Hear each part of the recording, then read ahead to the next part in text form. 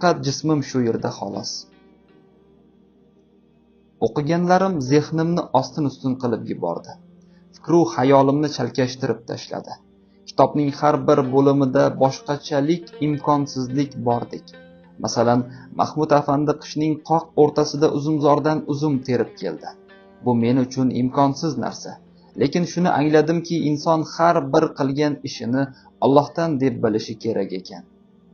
Bir ishning uddasidan chiqqanida nafsiga berilib, buni men qildim deydigan bo'lsa, albatta adashib, gunoh loyiga botar ekan.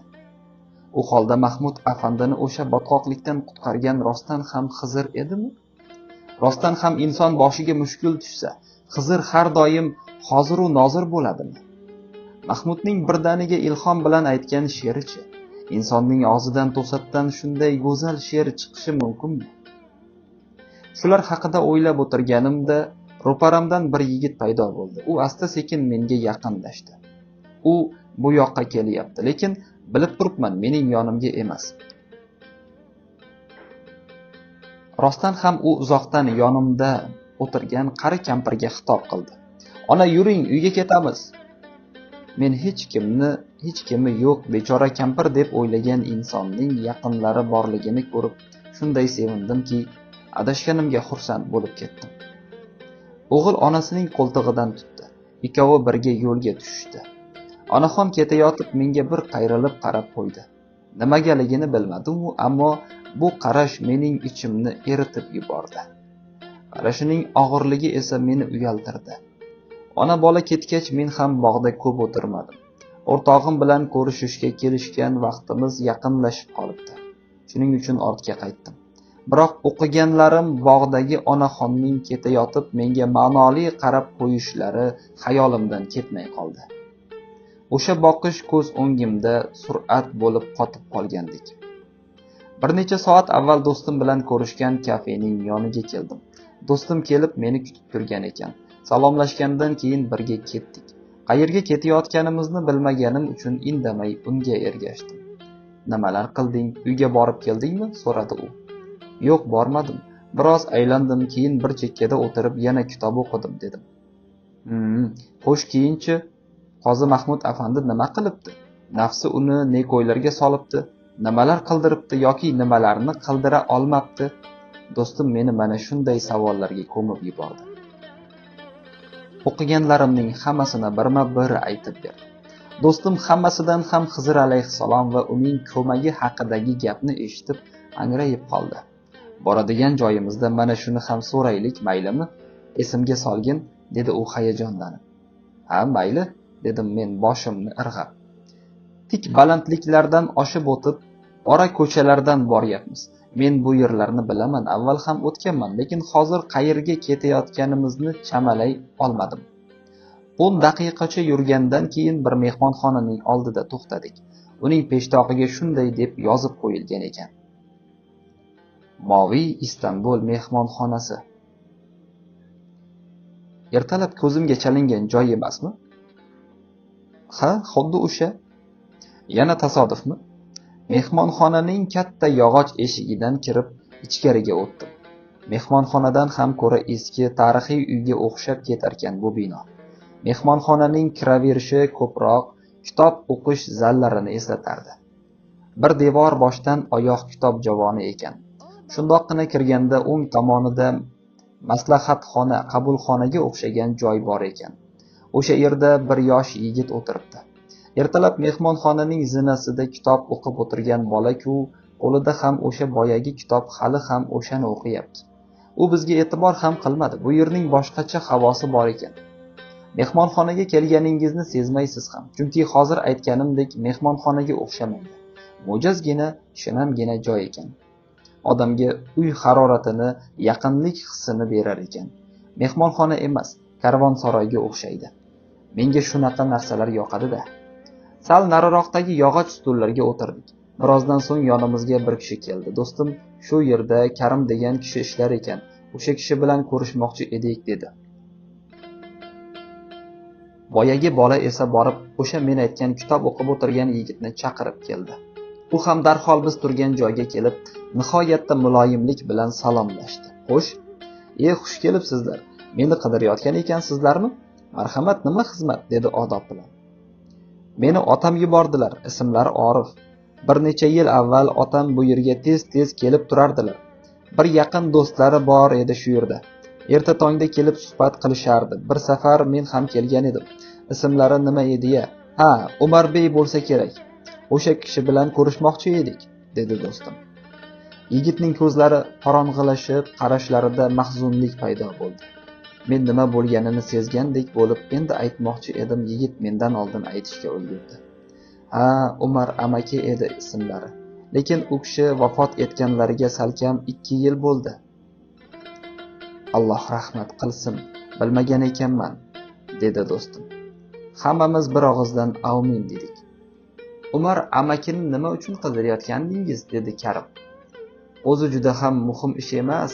Biz bir kitob o'qiyotgan edik. To'g'rirog'i do'stim o'qiyotgan edi. Men ham qiziqib qolib unga qo'shildim. Kitobda nafs haqida ko'p narsa aytilgan ekan. Shu masalada kim bilan gaplashsak, kimdan maslahat olsak bo'larkan deb xayolimizga Umar amaki kelgan edi. Iloyo Umar amakining joylari jannatda bo'lsin. Afsuski endi u kishidan so'rashning iloji yo'q ekan, dedi do'stim. Karimning ko'zlari birdan chaqnab ketdi. Nima uchunligini bilmadim-u, do'stim aytgan gaplar Karimga juda yoqqan ko'rinib turardi. Kitob dedingizmi? So'radi u. Alloh rahmat qilsin, Umar amaki bo'lganida rosa u kishi bilan gaplashadigan mavzu ekanda. To'g'risini aytsam, bu kitobga men ham qiziqib qoldim. Nomi nima ekan? Do'stim kitob haqida gapirib berishimni istagandek menga qaradi. Men bir boshdan hikoya qila boshladim. Qozi Mahmud afandi haqida, eski furush Mahmud ota haqida, uftoda haqida, eng asosiysi nafs haqida gapirdim. Nafsning shivir-shivirlarini, insonning nafsi bilan muloqot qilishini, meni qiziqtirgan savollarni tushunmagan joylarimni barchasini aytib berdim. Karim ham hayron qoldi, ham juda sevinib ketdi. Yana bilmadim, menga shunday tuyuldimi? So'ng biroz tin olib, nimalarnidir o'yladi. Orada finjonda choy olib kelishdi. Hammamiz 1-2 qultumdan choy ichdik. Mening nigohim esa mehmonxonaning devorlarida kezib yurar edi. Har burchakda o'zgacha sehr bordek edi. Bu yerning har bir qarichidan tarix ufurib turar, hayotning ifori bordek edi. Eng qizig'i mehmonxonada kitob hidi anqib turardi. Bu savollarga men javob bera olmayman, dedi Karim. Ammo istasangiz Umar amakining qadrdon do'sti bor. Eski kitoblar sotadi. Sizlarni o'sha yerga olib boraman. Do'stim bilan birga bir-birimizga kulib qarab qo'ydik. Ikkimiz ham hoziroq u yerga borishga tayyor edik. O'zi men rejasiz qilingan ishni yoqtirmayman, lekin bunga rozi bo'ldim. Demak, o'zgaryapman. Choylarni ichib bo'lguncha biroz suhbatlashdik. Keyin uchalamiz mehmonxonadan chiqib yo'lga tushdik. 1,5 soat yurgandan keyin eski kitob sotadigan rastalarga keldik. Eng chekkada juda eski do'kon turardi. Qadimiy va nodir kitoblar sotiladigan do'kon ekan, o'sha yerga kirdik. Hamma yoq kitob bilan to'la. Ta'bir joiz bo'lsa, oyoq bosishga joy yo'q edi. Do'konning oxirgi burchagigacha bordik. O'sha joyda o'ngu so'li orqasi kitob bilan o'ralgan, kitoblar orasida o'zi ham deyarli ko'rinmay qolgan oppoq soqolli qari amakining ko'rdik. Qariya ko'zoynagini burnigacha tushirib olgan edi. O'zidan ham eski, o'zidan ham katta yoshdagi bir kitobni o'qib o'tiribdi. Qariya avvaliga bizning kelganimizni payqamadi. Karim keksa amakiga salom berib, bizni tanishtirdi. Savollarimiz, qiziqishlarimiz haqida, o'qiyotgan kitobimiz haqidagi hamma narsani aytib berdi. Mehmonxonada Karimning ko'zida chaqnagan uchqun bu amakining ko'zida ham ko'rindi. "Qani kelinglar bolalarim", dedi u burnigacha tushirib ketgan ko'zoynagini to'g'rilab. So'ng yoniga o'tirishimiz uchun bir necha stulcha qo'ydi. Biz uning atrofiga o'tirib oldik. Kitobchi amakining ismi Husayn Bey ekan. Men hammasini yana bir boshdan aytib berdim. Nima o'qigan bo'lsam, oqizmay tomizmay hikoya qildim. Aziz Mahmud Xudoyi, uftoda hammasini aytdim. Ayniqsa nafs haqida uning fikrlashlari, gaplashishlari, vasvasalarini gapirdim.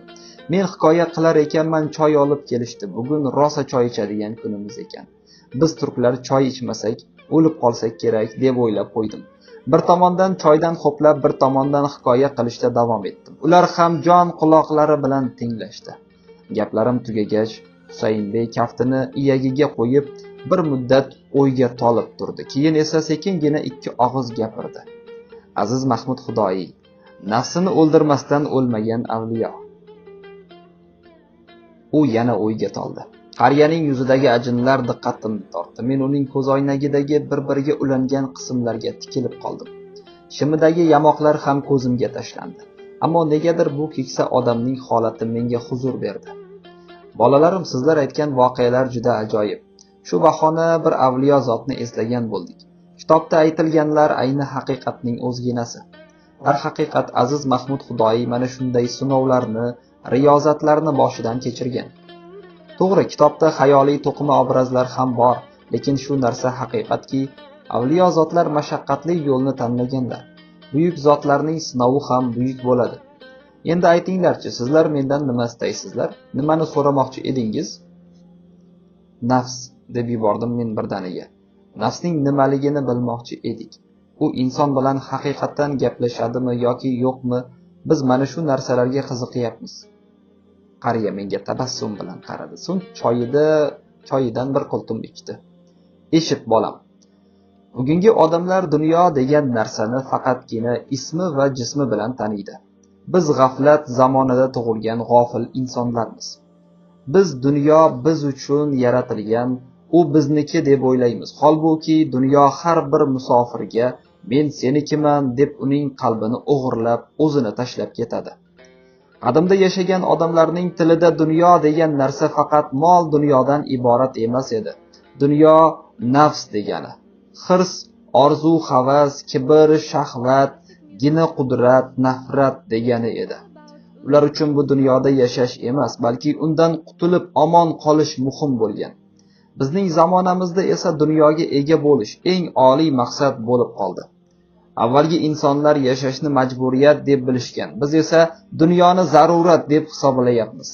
Dilimizda hayot faqatgina bu dunyodan iborat emas deymiz, lekin yashashimiz, xatti-harakatimiz xuddi bu dunyoda abadiy qoladigan odamnikidek. O'sha avvalgi odamlar dunyo va shaytonning asosiy hamkori nafs ekanini juda yaxshi bilishgan. Nafs shaytonning malagidir. Uning ishi insonga shaytonning buyrug'ini bajartirish. Nafs insonga dunyoning o'tkinchi zavqlarini sevdiradi.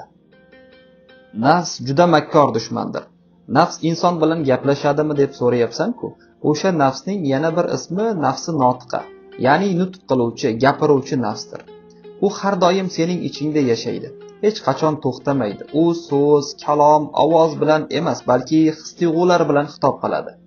Bu nafs mening ichimda ham, sizlarning ichingizda ham bor. Hammada bor. Necha yoshda, qayerda, qachon, qay vaziyatda bo'lishingdan qat'iy nazar u doim bor bo'ladi. Uning ovozi o'chmaydi. Masalan, men sizlarga mana shularni aytayotganimda ichingizda biror ovoz g'imirlamadimi? Kimdir gapirgandek bo'lmadimi? U shunday deb biroz sukunatga berildi. Men beixtiyor ichimga quloq soldim. Ichimda bir ovoz, nima qilarding shuncha yo'l bosib tanimagan odaming yoniga kelib, bittagina kitobni deb nimalar qilib yuribsan o'zi, deb shivir-shivir qilyapti. Hammasini eshitib turibman, lekin o'rganib qolganim uchunmi bu menga oddiy holdek tuyuldi.